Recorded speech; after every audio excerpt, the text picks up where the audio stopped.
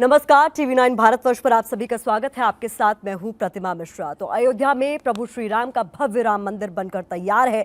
22 जनवरी को रामलला की प्राण प्रतिष्ठा होनी है। ऐसे में सबके मन में एक ही उत्सुकता है कि ये भव्य राम मंदिर कैसा दिखेगा, रामलला की मूर्ति का जो स्वरूप है वो किस तरीके का होगा। और इस दौरान कई तरह की चर्चा भी हो रही है। चर्चा इस बात की, कईयों का ऐसा कहना है कि ये हिंदुओं की आस्था की जीत है, तो कई लोग ऐसे भी हैं जिनका मानना है कि इसे हार और जीत के तौर पर नहीं देखा जाना चाहिए। और इसी सब पर बातचीत के लिए हमारे साथ आज बेहद खास मेहमान TV9 भारतवर्ष पर हमें ज्वाइन कर रहे हैं। बागेश्वर धाम के पीठाधीश हमारे साथ मौजूद है कथावाचक धीरेन्द्र कृष्ण शास्त्री जी। बहुत बहुत स्वागत है शास्त्री जी आपका TV9 भारतवर्ष पर। और सबसे पहला सवाल, सभी दर्शक यही जानना चाहते हैं कि 22 जनवरी को आप जा रहे हैं क्या अयोध्या? बिल्कुल बेझिझक जा रहे हैं। पूर्ववत तो नहीं बन पाया था, लेकिन वर्तमान में हमारा पुलको प्रण संकल्प। और कौन ऐसा होगा जो अपनी नंगी आंखों से इस पावन दिवस को ना देखना चाहे। इस दिवस को देखने के लिए हमारे बड़े बड़े महात्मा, हमारे पूर्वज, अनेकों पीढ़ियां तरस गईं जिनकी आंखें, हम उन भाग्यशाली पीढ़ियों में से एक हैं। निश्चित रूप से देखेंगे। और जिनको ना पहुंचने की ऐसी परिस्थिति है उनको घर पे लाइव देखना चाहिए। पहली बार भारत के इतिहास में पूरे विश्व की मीडिया हमारे सनातनी हिंदुओं के पावन तीर्थ के एक महोत्सव को कैच कर रही है। जी, 500 साल बाद रामलला कहा जा रहा है कि अयोध्या वापस लौट रहे हैं और उन्हें अपना मंदिर मिल रहा है। आपके मन में किस तरीके के भाव इस वक्त हैं? हमारी दृष्टि में तो सनातनीय संस्कृति की वर्तमान समय तक की सबसे बड़ी जीत है, अब तक की, जो अभी तक हुई नहीं। जैसे कि अनेक आक्रमण हुए, चाहे वो मोहम्मद गौरी का हो, अकबर का हो, इन सब का आक्रमण हुआ। उन आक्रमणों के बाद जो भारत में विध्वंस हुआ, भारत में जो द्वेषतापूर्ण उनके रवैये अपनाए गए और उन्होंने हमारी आस्था, हमारी प्राचीन पद्धति, हमारी संस्कृति, हमारे संस्कार, हमारे आदर्श, उनके ऊपर उन्होंने जो कुठाराघात किया, पहली बार उन कुठाराघात के घावों को भरना प्रारंभ हो गया। श्री गणेश हो गया, अब वो राम मंदिर के साथ हो गया। जी, राम मंदिर को लेकर कई तरह के इस बीच हम देख रहे हैं कि अभी 22 जनवरी का कार्यक्रम, उससे पहले राजनीति खूब हो रही है, सियासत खूब हो रही है, कई तरह के विवादित बयान भी दिए जा रहे हैं। इस बीच ये बात भी कही गई कि रामलला की प्रतिमा तो पहले से ही मौजूद है, नई प्रतिमा की क्या आवश्यकता थी? आपने प्रतिमा देखी है क्या अभी जिसका चयन हुआ है, जिसकी नहीं, उसको अभी हमने देखा नहीं। पर पूर्व की रामलला की मूर्ति के बारे में पता है, विग्रह के बारे में सुन रखा है हमने कि वहाँ सरकार का रामलला का बड़ा विग्रह रखा जा रहा है। और ठीक है, अनुचित नहीं। रामलला की वो जो मूर्ति है वो तो रखनी ही है, पर बहुत लोग ज्यादा दूर से दर्शन कर पाए, बहुत भक्त ज्यादा दूर से दर्शन कर पाए, तो वो बड़ा विग्रह वहां पर शालिग्राम शिलाखंड को ला करके उसका निर्माण करवा कर सरकार को बैठाया जा रहा। कोई अतिशयोक्ति नहीं है, कोई भी अशास्त्रीय मर्यादा भी नहीं है, शास्त्रीय पद्धति की मर्यादा है। दूसरी बात, हमारा भाव दृष्टिपूर्ण जो कहता है, पहले रामलला छोटे थे, कोई भी उंगली उठा लेता था, 500 सालों तक केस लड़ना। अब बड़े वाले थोड़ा राम जी रहेंगे, धनुष बाण रहेंगे, तो इनकी ठटरी मारते रहेंगे। दिग्विजय सिंह ने अगर कहा है कि दूसरी प्रतिमा की आवश्यकता नहीं थी, तो आपको लगता है अनावश्यक उठाई गई बात? राम मंदिर के ऊपर राजनेताओं को लेकर के कोई भी टिप्पणी पर हम प्रतिक्रिया कभी नहीं देते। इस दौरान कई तरह की बातें कही भी जा रही हैं। अभी एनसीपी के नेता हैं जितेंद्र आवाड़, उनका अभी हाल ही में, मतलब 1-2 दिन पुराना बयान है जिसमें उन्होंने कह दिया है कि राम मांसाहारी थे। मूर्खतापूर्ण बातें, अशास्त्रीय बातें हैं। खैर, कभी किसी नेता को हम जवाब नहीं देते हैं, पर उनको इस बात के लिए सोचने, बोलने के लिए 1 लाख बार सोचना चाहिए था कि किसके ऊपर उंगली उठा रहे हो, किस प्रकार की वार्तालाप कर रहे हैं। ये अशास्त्रीय भाषा का प्रयोग है, अमर्यादित भाषा का प्रयोग है, मति मारी गई है। तेजस्वी यादव को आप जानते होंगे, उनकी तरफ से ये बात कही गई है कि जितने में राम मंदिर का निर्माण किया गया, कितने बच्चों को पढ़ा लिखा दिया जाता, कितनों का इलाज हो जाता, और राम भी तो यही चाहते हैं कि सब सुखी रहें। हम उनको तो जवाब नहीं देना चाहते हैं, लेकिन ये कहना चाहते हैं कि भारत में विद्यालय कितने नहीं बने, कितने बन नहीं रहे, बनने चाहिए। लेकिन राम मंदिर पर ही क्यों उंगली उठाई जाए कि राम मंदिर नहीं बनना चाहिए? हज यात्रा भी रोकी जाए, चर्च बनना भी रोका जाए, चर्च की रविवार की प्रार्थनाएं भी बंद करवाई जाए। केवल राम ही क्यों तुम्हें दिखाई देते, सनातन ही क्यों तुम्हें दिखाई देता, इसी बार में तुम्हें अंधविश्वास क्यों दिखाई देता? ये मूर्खतापूर्ण बातें हैं। ये हमारे हिसाब से तो खैर उनको जवाब नहीं हम दे रहे हैं, ये वो माइंड ना लें। ये किसी के भी मन में अगर ये चल रहा हो कि राम मंदिर की क्या आवश्यकता है, विद्यालयों की आवश्यकता है, बात बिल्कुल सही है, पर आस्था आस्था है, बाप बाप होता है, और बाप को बाप कहना अंधविश्वास नहीं होता, बाप की व्यवस्था करना अंधविश्वास नहीं होता, बाप के लिए घर बनाना अंधविश्वास नहीं होता। वो परमपिता है, इस भारत का आदर्श है, इस भारत की मूल संस्कृति है। तो अगर भव्य दिव्य मंदिर बन रहा तो ये हम सब राम भक्तों की आस्था का केंद्र है। ओवैसी ने भी कहा है कि बस 3-4 मस्जिदें ही और बची हैं, वो भी छीन ली जाएंगी, अब ताकत दिखाने का वक्त आ गया। अब उनमें ताकत हो तो दिखाना चाहिए, समय अभी बहुत अच्छा है, अनुकूल समय है, दिखाना चाहिए। पर हिंदू भी सो रहा होगा तो ताकत देख लेगा, और अगर जागेगा तो वो जवाब देगा। खैर ओबीसी के बारे में हम पवित्र मुँह से उनके बारे में कुछ नहीं। लेकिन एक बार फिर से सवाल पूछा जा रहा है कि आपने कहा था कि अगर आप शादीशुदा हैं तो मंगलसूत्र और सिंदूर से ही इस बात का पता चलता है, अदरवाइज ये माना जाएगा कि प्लॉट खाली। भारतीय सनातनी संस्कृति के बारे में हम चर्चा कर रहे थे। कथा के एक 3 घंटे का पूरा चैप्टर होता है। उसमें एक जगह ऐसा प्रसंग, कोई वार्ता उठ रही थी भारतीय सनातन की वेशभूषा पर।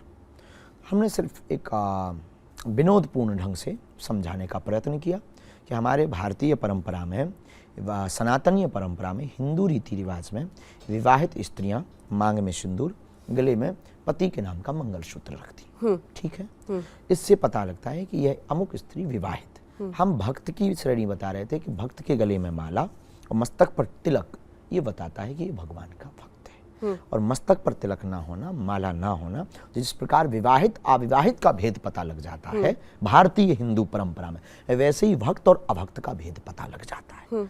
कई लोगों को उससे ठेस लगा, उसके लिए हमने उस पर पूर्ण रूप से सफाई भी थी कि आपको अगर दुख लगा है, हम खेद व्यक्त कर रहे हैं। पर हमने कभी भी यत्र नार्यस्तु पूज्यन्ते रमन्ते तत्र देवता, हमारी व्यासपीठ ने कभी भी किसी की निंदा करने का अधिकार हमको नहीं दिया, चाहे वो कोई। और भारत में हम खुद एक मातृभक्त हैं, हम खुद अपनी माँ, हमारी भी तो माँ है, हम खुद माँ के उपासक हैं। हम अपनी माँ को भगवती कहते हैं, देवी कहते हैं।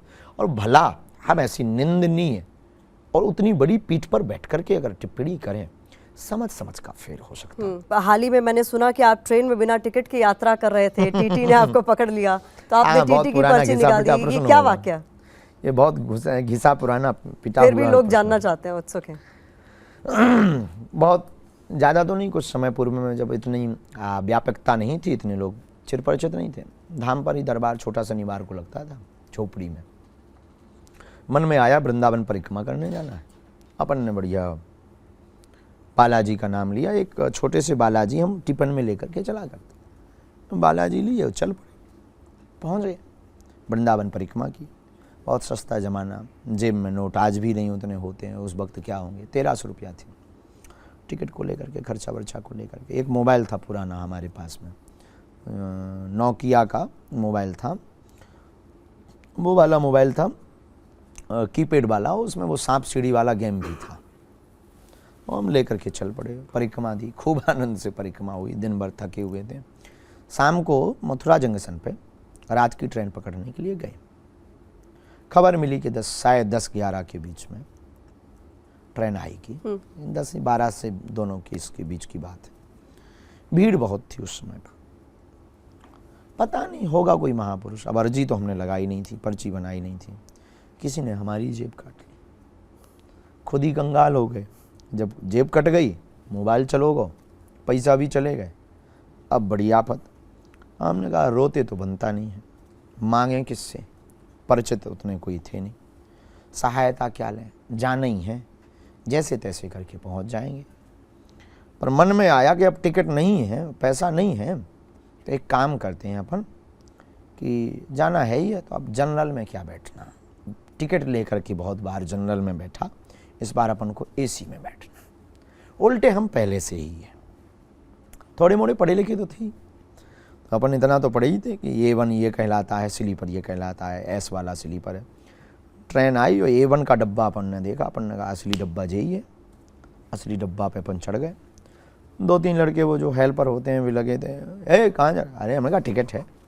उन्हें लगा सच में, बड़े हम ललकार के बोले। सो गए, रात का समय था, सो गए, शायद ठंडी रही होगी।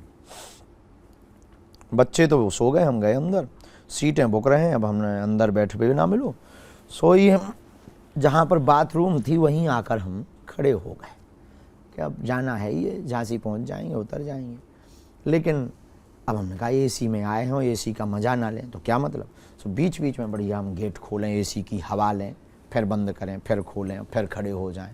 सो बीच बीच में ऐसे नौटंकी करते रहे, आनंद लेते रहे। टीटी आया, बोले टिकट।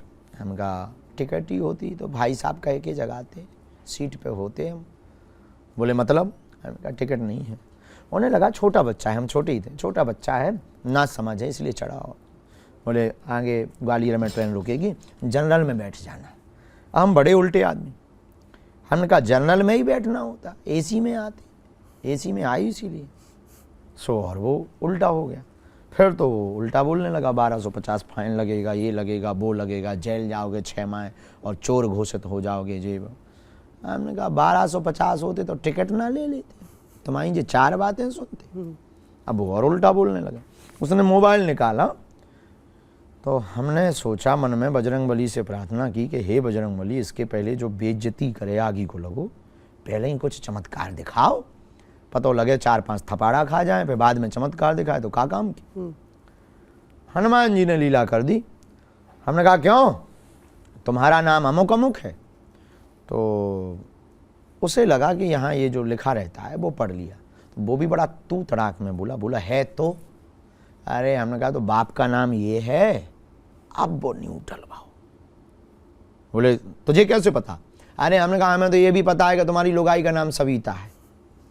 अब आगे को लगी को दिमाग खराब हो गया और बोले हैं कहाँ का है? बिहार छपरा का? हम गए छपरा पर आगे नहीं है, उस वक्त आधार कार्ड तो चलते नहीं थे, स्कूल का पहचान पत्र मिलता था जिससे प्रवेश पत्र बनता था, प्रवेश पत्र वाला वो हम डाले रहते थे दुनिया को दिखाने के लिए। हमने वो निकाला, वो देखा, ये देखिए कोई पहचान पत्र था नहीं, ये है हम यहाँ के हैं। उसमें लिखा था शासकीय उच्चतर माध्यमिक विद्यालय गंज, जिला छतरपुर, मध्य प्रदेश।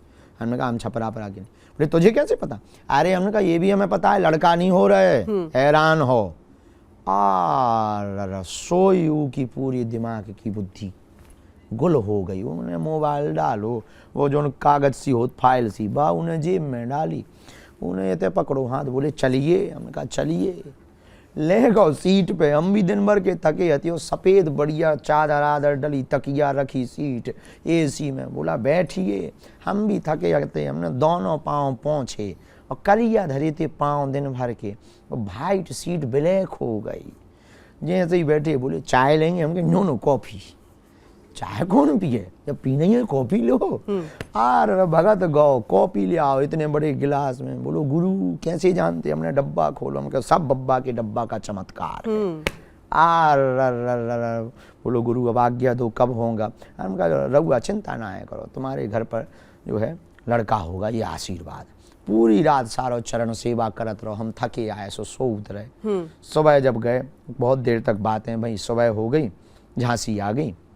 बोला जो है कहाँ? हमने बताया हम वहाँ रहते हैं, धाम का नाम बागेश्वर है। बस जैसे ही निकलने लगे सो उसने 1100 रुपया निकाले। बोले गुरु जी कुछ दक्षिणा लो। हमने कही चेले कल्याण हो।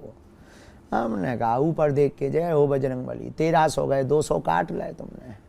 क्या उम्र रही होगी आपकी जब ये वाकया? ऐसा मान के चलो 23 चल रही, 8-9-10 साल पुरानी बात। और आपको इस बात का एहसास कब हुआ कि आपके अंदर ऐसी कोई दिव्य ये शक्ति तो है कि आप बालाजी से? ये हमारे पास गुरु कृपा से बचपन में 9-10 साल की अवस्था से ही हमारे पास ये अनुभव आ गया।